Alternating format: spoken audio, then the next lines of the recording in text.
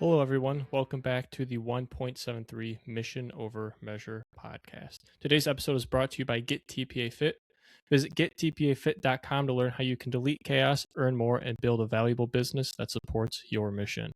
So today's episode will be a little bit like last month's, where it'll be a bit of an interview of my dad from me. And there's this topic that I've been thinking about recently about how someone's business, an entrepreneur, how so much of it can just be them.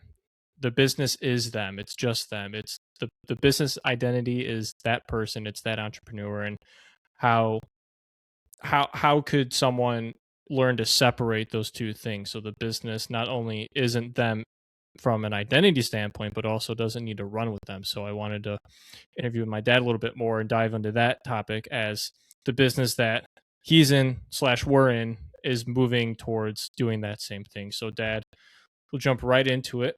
Thanks for coming back more as a guest than a co-host. Yeah, you bet. And I'm glad you got the black t-shirt memo today. Exactly. It's Black T-shirt Tuesdays. Jumping right in, my first question for you is, what are some warning signs that a business is too dependent on its owner? So what I wanted to do, Henry, is I appreciate like the kind of the visual experience that we can create, because sometimes like painting a picture can share a little bit more than just the words. So let me see if I can get our technology to work correctly. So hopefully what everybody watching this, if you're driving, please don't be looking at this, just be listening. We'll certainly include this in show notes. But I wanted to kind of illustrate, you go back to, that question, like, what is it that kind of, what are we after? What is it? What causes this dependency, this owner dependency that we've experienced, and we have plenty of clients that have experienced it. And I think fundamentally that's like the core problem that we want to help entrepreneurial businesses solve. So I'm going to go back to like, why do we even get into business, and what is it for most entrepreneurs? This isn't for everybody, but most. Well, we imagine this amazing future. Like, we may have been working with someone or for somebody, and we realize that fundamentally being our own boss creates a level of freedom that is incredibly desirable. So we aspire to that on a regular basis, right? We imagine it, we aspire to it. We want to do things that move us toward that freedom. Well, what can move us forward, and what do we ultimately want? Maybe more tangible. In other words, it's more immediate. Well, let's build, right, a valuable business. That's one of the best things we can actually do, is actually create one that's incredibly valuable. Well, the challenge is that our success often precedes a level of chaos. So where does that chaos originate? What are the core causes of the chaos that actually prevent us from building that valuable business, and then ultimately prevent us from getting that freedom? This is maybe seem like it's overly simplistic, but it's the level of decisions, or the volume of decisions. When we're on our own, I mean, when I started this business 12 years ago, it was just me. And it was great because, one of the positives is I have control over things. The challenge is that control leads to ultimately failure, and sometimes worse, like a feeling that you're in this prison, like you're actually trapped by this thing that you built, you started, because ultimately that's what you were looking for. So give like one more visual, and then we'll talk some more. So think of it this way: is the number of decisions increase, and the reason we started the business is for this freedom. It's interesting because we look at it this way: as we have success, so this success creates the same level of chaos oftentimes. Like, are you kidding me? Like, how do we break through that? Like, I started the business for this purpose. What I'm confronted with is most everything in terms of decisions. And by the way, what are the decisions? They're sales decisions, right? The market wants to just buy from you. There's operational decisions like delivering things, manufacturing what you have, if you will. There's the finance decisions, like making sure checks and balances are in place. So literally all of those things end up depending on you. So hopefully folks aren't too disillusioned by the drawings there, but it's one of those where like, holy cow, like I got into business because I want the freedom. I want to build a valuable business to serve the marketplace, but all the decisions rely on me in the three core functions of the business: sales, operations, and finance. And if I don't fix that, then all of a sudden it's like, man, I'm feel imprisoned, and it ultimately feels like lends itself to feeling like we're a failure. Yeah. So answering your question, like what are some of the warning signs? The volume of decisions is an amazing thermometer or thermostat. So the more decisions that depend on you, the lower the likelihood you're going to end up getting that freedom. And what, just as a generalization, do you think that businesses will always run into that conflict, where they'll always hit that wall? They'll always end up in that prison per se, where it's too dependent and they're living in that chaos because the decisions that they have to make are ever so increasing? Well,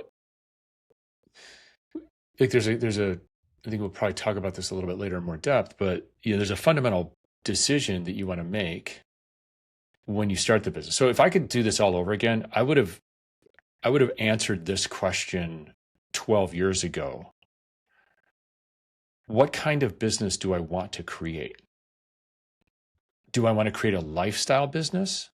Which, by the way, is perfectly fine. Like it can be wildly successful. We could earn a lot. We could have a lot of freedom. I mean, a lifestyle business is great. But a lifestyle business is a job more than it is a business, because everything depends on you. Or do I want to build a scalable enterprise, regardless of the size of it? Scalable meaning it's no longer dependent on me. It's no longer dependent on any one person. It's no longer dependent on any one customer or any one supplier. So I want to underscore and really kind of plant the seed that dependency dependency is the issue. The number of decisions are the indicator, if that makes sense. It's a wildly important question for any owner to ask. And by the way, you can ask that question at any point in time. You might change the question a little bit. What am I building today? Am I building a lifestyle business that's really a super high paying job? Or am I building a scalable enterprise that doesn't depend on me? What are some of the hidden costs of being involved in everything? You talked a little about the decisions and just feeling like those decisions are mounting, but are there other hidden things that a business owner would be losing out on or suffering for because they're involved in everything? So when we look at scalability of a business, and it's not what you scale to, like the level of scale, it's the pathway of scaling. Is that a clear path? In other words, size it's just relative. I don't think it matters, big, small, medium, like whatever you want to do. Think of scalability as breadth and depth. So to whatever extent you want to grow or scale the breadth of it, so wide, whatever depth you want to create scalability or the ability to scale, when all decisions run through you and it's too dependent on you, your scalability is incredibly limited. Most of our clients were blessed, they don't just benefit by the earnings. And Henry, you and I are believers in free market and capitalism. It creates a lot of opportunities. So you get that part of it, but what you don't get is you don't get the freedom. So you put that at risk. So ceilings, you're going to run into ceilings. Like those are costs. What are ceilings? Ceiling on earnings, ceiling on time, ceiling on a ceiling on the growth of your teammates. So even the growth of your clients or your customers.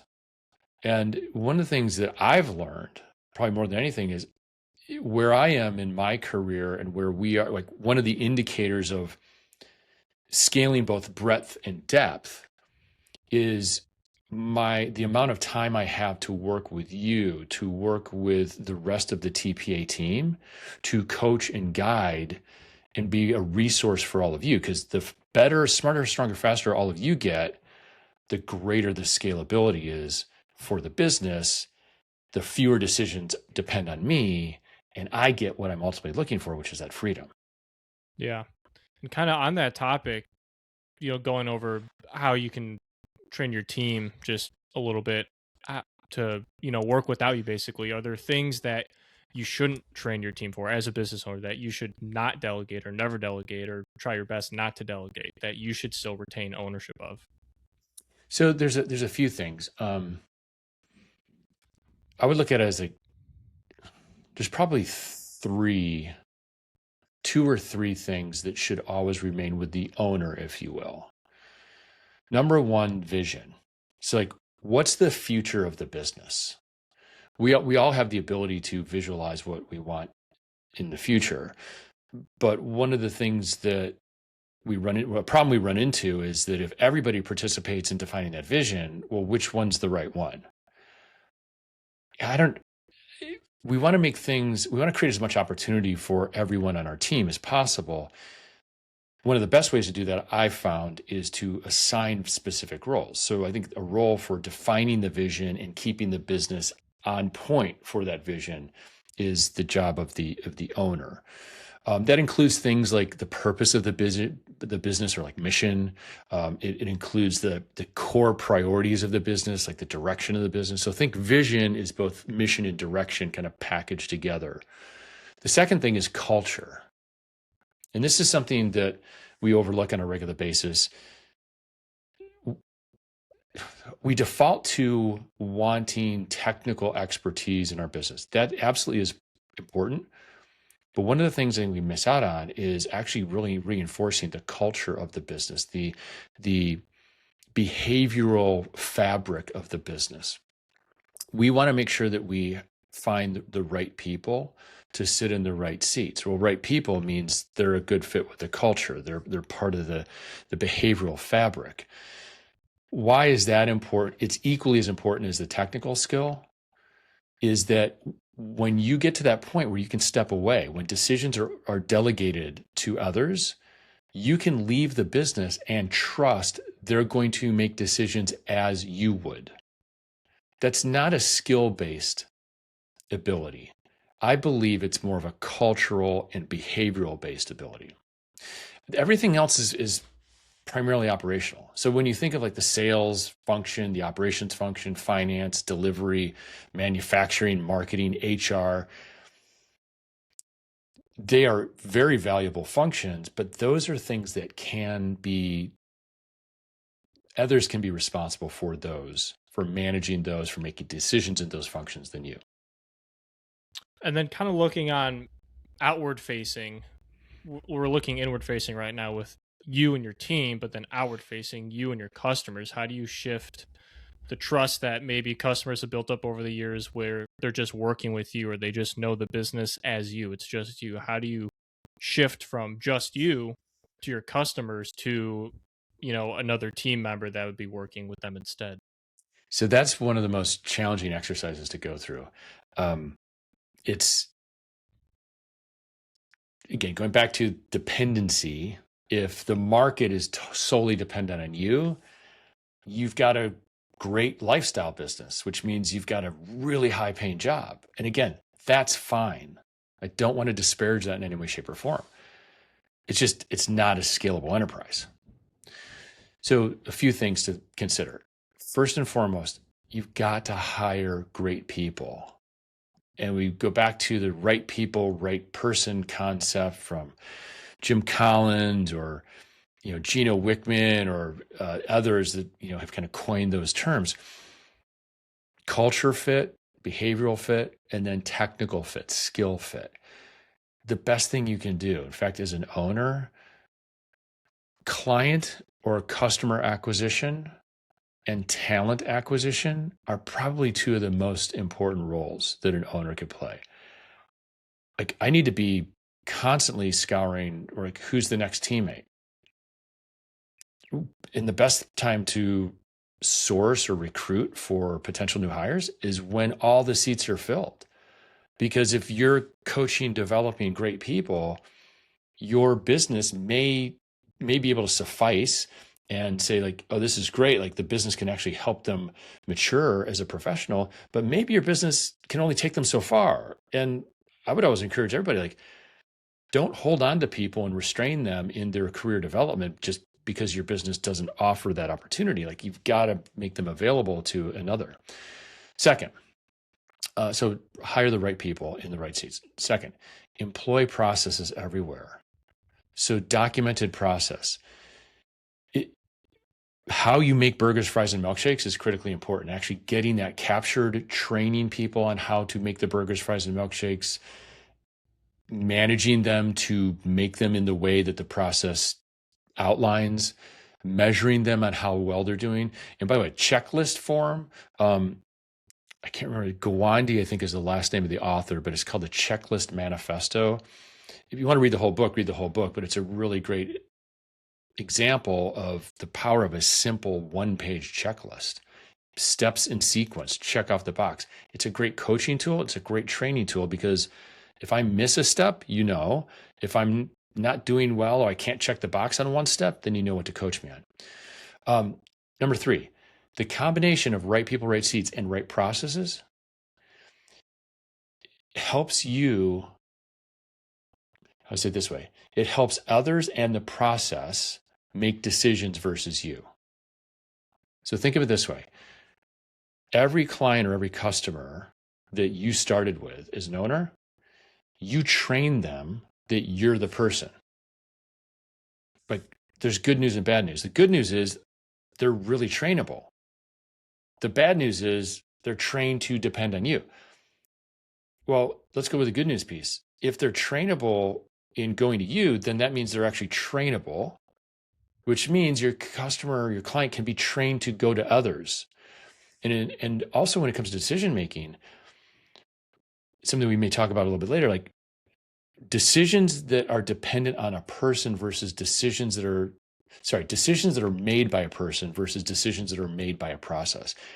That's actually the really important part of process, is the more you depend on process. And by the way, it's not 100% of everything, because you don't want to create a robotic organization. But the more we can get the process to make the decision versus a person make the decision, that becomes a great ingredient for a scalable organization. Because if you go on sabbatical for a couple of weeks, the decisions don't go on sabbatical with you. They can remain and get made. Yeah. And I was thinking about this as you were talking. For all of our listeners, please go back and watch our Mission Skill Matrix episode a couple episodes ago, because I feel like this ties directly into what you're talking about finding the right people to offload these decisions, to help train your customers to work with them, and finding someone who's aligned on your mission but is also highly skilled. So please go check out that episode. And going into something that you just said in your answer about processes, are there any processes that you yourself experienced specifically that, or roles that you were doing that you were finding you were hitting a ceiling, or you realized that you needed to delegate, and that how you were doing it, whether good or bad, was actually causing more frustrations than success? So there's a number of things. So 12 years ago, starting with me, I did everything. So sales, operations, finance, like, was all on me. Some of the operational things were scheduling our client meetings, handling the invoicing, the calendar for everything. that was actually consuming a lot of time, answering every single email. So operationally, administratively, that was dependent on me getting those things done. Well, Natalie came in, mom came into the business and just said like, hey, you're doing these full day meetings with clients, and then you're coming home and you're spending another 4 hours like preparing the rest of the week or handling what needs to be handled. Is there something you can do to help? I immediately said, well, can you take the calendar? And it took a month or so, and I got the calendar down. Next was, can you be the email gatekeeper? I started doing that. Well, what it's gone to is like, I am no longer allowed to manage the calendar, which again is a great thing, which freed up a bunch of time. I'm no longer the first person on email. So Henry, what we did is we actually calculated the number of hours in just the calendar and the email, but delegating that, delegating calendar actually to technology. So we actually have a process or system that's making decisions for our calendar now. And then email, we've also built a process. We haven't taken the human element out of it as much there because there's some nuanced decision making that needs to take place. 19 hours per week. Wow. 19 hours per week. If I'm doing my math correctly, about 80 hours, almost 80 hours per month. That's insane. Like how much time I got back, just those two things. More recently, taking me out of marketing. Now, am I completely out of marketing? No, but I'm like consulted. If you go to the RACI, responsible, accountable, consulted, and informed model. So responsible and accountable, nope. I'm consulted on some things. I'm informed on most everything else. So in the marketing world or marketing function for us, like I was making every decision. Here's the funny thing. I was on our LinkedIn page or profile like the last week, and I'm reading things that I had no idea was there. Marketing our business, responding to people. I get pleasantly surprised all the time now when I actually witness our business being promoted and knowing I had nothing to do with any of that. It's like just shows up out there in the world. I had nothing to do. And I have complete trust that we've been making the right decisions. It's not all perfect. Like it's always an evolution. But again, it saves me enormous time and frees me up to work with our clients, to build the business, to, again, maintain those responsibilities in vision and in people.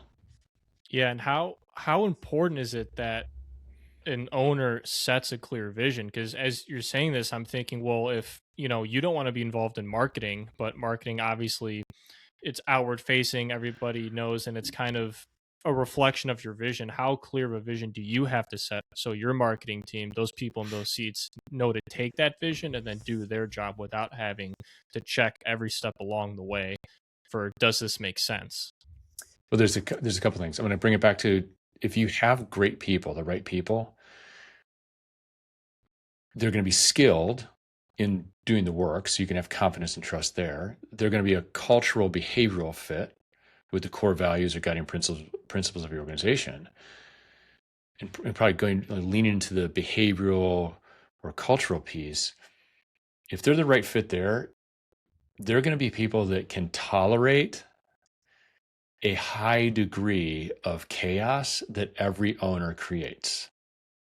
You've experienced me, the team's experienced me, like, oh, we're going in this direction. No, we're going in this direction. No, we're going in this direction. It's sometimes the natural process that we need to go through to find what like true north really is. So the first thing is like build a great team, because they're going to have a solid level of tolerance for the craziness, what we call like visionary whiplash that's experienced with any owner, especially when growing or scaling the organization. The second thing is for each owner, if you don't have, here's the litmus test. Ask our clients, Henry, do you have time every single week that if you decided to go play 18 holes of golf, you could find that time easily? If somebody says yes, awesome. They've got some bandwidth. They've got some slack in their calendar, in their time. If they say no, I don't have time for golf, well, that's not only an indication that their time, like they're struggling with time. The more dangerous part I want to bring back to your question, that means they spend almost no time or very little time on immersing themselves in the emotional and psychological and tactical part of defining the vision of the organization. Like every owner, again, going back to like, that's a core role and responsibility of an owner is to make that time to crystallize, to clarify, and then communicate. Folks, this is who we are. This is where we're going. How we're going to get there, that's for the team. If the how decisions depend on me, that goes back to the imprisonment and board risking failure, if you will. So find great people because they have high degree of tolerance for the pivots that are going to need to be made. And second, you've got to have the time to really dig in and just immerse yourself in painting that visual picture. Yeah. And you've kind of answered this a little bit throughout the conversation, but what does success look like when a business no longer revolves around its owner outside of just being able to play 18 holes of golf on a whim? Yeah. So I'm going to go back here to my visual if we can make it work. I'm going to stress the point, so to speak. Okay. So we have the same graph, if you will. And we've got decisions, right? And we've got freedom. Okay. And we talked about earlier, like this is kind of where we find ourselves when there's success. Our freedom decreases, right? Like here's where our freedom is versus here's where our freedom is. And it just happens naturally by the number of decisions that we end up making. Well, here's what we can do. Do a little cleaning up here. All we're going to do is just reverse the trajectory or the direction. In other words, I want to drive down the decisions, which increases my freedom. So like what does success, what does success ultimately look like in a scenario like that? Well, it looks like, it looks like a number of different things, right? It looks like the systems make decisions versus you make decisions. It looks like the market loves and trusts the brand, not the person. It looks like earnings increase because you actually can serve a wider audience or wider group of people. Because the trust of the brand, because the trust and the ability for systems to make decisions and deliver, you can help more. So scalability increases. And when those things happen, owners actually get what they started the business for, which is that freedom. What would be maybe a common misconception or something that someone might believe if they're thinking about, okay, I do need to scale, but what if this, what if that? What are some things that could run through your mind when you're considering, actually starting that scaling process? Well, that goes back to that question we posed earlier in our conversation. So first of all, common misconception is when we get to that place where our success has caused a lot more decisions to be part of our life, our day. Common misconception is like, this is going to fail. Why the heck did I even do this? Like, in other words, there's a thought this might not be worth it. Don't go there. Like it's a real experience. Just that's a misconception, is that it can't work or it does have to always depend on me forever. Second, like we're emotional creatures. So we want to avoid bad emotions. And what happens is when we get this fear that it might fail and we experience the negative emotion, the frustration, the shame or disappointment that of considering it might fail, well, then what we do is we end up shrinking it back down to what is manageable. So we do our best to eliminate decisions. Well, how do I eliminate decisions? I get rid of people that I might have in business. I get rid of customers or clients. In other words, I just shrink the day-to-day activity. I shrink the activity of the business so that I can manage it on my own, which brings us back. That's a misconception. Like we don't need to do that. I believe that we can avoid both of those misconceptions by going back to that fundamental question that's so important. Is this a lifestyle business or is it a scalable business? So first, like be an observer of it. Like if you were an investor and you came in, you're going to put it up for sale. Would the investor say, oh, this is a lifestyle business? Or would the investor say, this is actually a great scalable business? The second or more nuanced part of that question is, what do you want as an owner? Do you want a lifestyle business? Which is, again, totally fine. Build it that way. Don't kid yourself or get into some mythology that your lifestyle business is scalable. It's not. It all depends on you. Or ask yourself, do I want a scalable business? Scalable enterprise. Again, fine decision to make. There's just a different set of actions, a different set of decisions that you need to make or would want to make. Hiring people, really fine-tuning marketing, understanding exactly who your customer or client is, understanding exactly what the problem is, and then being able to teach that and train that to others. And again, I don't want to put it, there's a number of different elements that go into scaling an organization. But if I come back to like most of the companies and clients that we work with that are still have owners in some type of operational role, that's just a critical question to answer and just commit yourself to the answer to that question. Yeah. What is the ultimate goal? To be needed by the business or to build a business that thrives without you? So here's a great question. And I want to give John Warwillow, who wrote the book Built to Sell. He's got a terrific organization called Value Builder. And there's a question in his system that is asked. If you're at a party and somebody asks you, what do you do for a living? Which of these two answers would you use? I'm a business owner. Or I own a business. Now, there's not a real huge distinction between those two answers. I'm a business owner is one answer, or I own a business is another answer. And here's the giveaway. One of them, it's an answer that will define the identity of the person answering the question. If I answer I'm a business owner, I've got my entire identity tied up in my business. If I answer I own a business, the business is distinct from me. I'm my own person. I happen to own a business.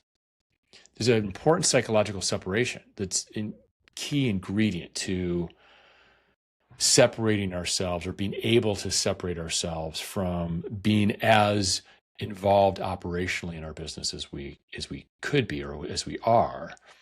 And until such point, we are willing to make that psychological shift, even though we say we might want a scalable enterprise, want to build a scalable enterprise, psychologically, we're going to default to a lifestyle business. And again, both are fine. I'm just a proponent of like, just be straight with yourself, like be honest with yourself. Like, what are you building? What do you want to build? And then once you make that decision and then commit to that decision, then go from there. Yeah, I love it. I think we'll wrap it up there. For everyone listening, please leave in the comments, your experience. Have you been building a lifestyle business? that really needs to be a scalable business, or you want it to be, or are you trying to build a scalable business that in reality you just want to be a lifestyle business? I'd love to hear everybody's thoughts and have them just kind of write down and figure out, what am I actually doing? It's always great to write stuff down and share. So please leave that in the comments down below. Thank you everybody for listening. Dad, thank you for doing another one of these and being the guest rather than the co-host this time. It's always super fun to have you on like this and get a little bit of knowledge, wisdom. I don't know, but knowledge, yeah. Not much wisdom. Yeah, and we'll see everybody on the next episode. Thanks. Hey there. If today's episode hit home, it's because you know this. Your mission is bigger than any metric, diagnosis, or expectation placed upon you.